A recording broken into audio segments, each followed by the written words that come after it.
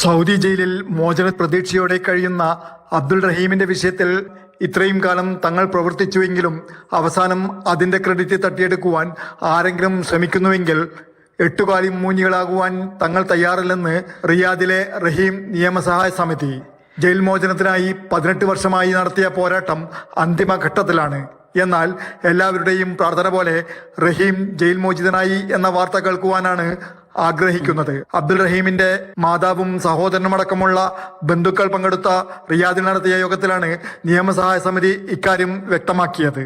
തന്റെ മകനെ രക്ഷിക്കുവാൻ ഒപ്പം നിന്നവർക്ക് ദൈവം പ്രതിഫലം നൽകട്ടെ എന്ന് മാതാവ് പറഞ്ഞു.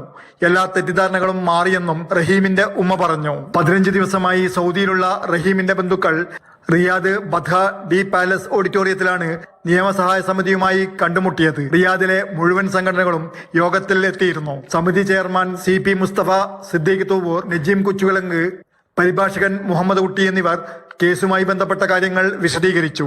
അബ്ദുള്ള വല്ലാഞ്ചിറ സ്വാഗതവും ഷെബിൻ ഇക്ബാൽ നന്ദിയും പറഞ്ഞു. Jafar Ali Balakot, Mathrubhumi news, Riyadh.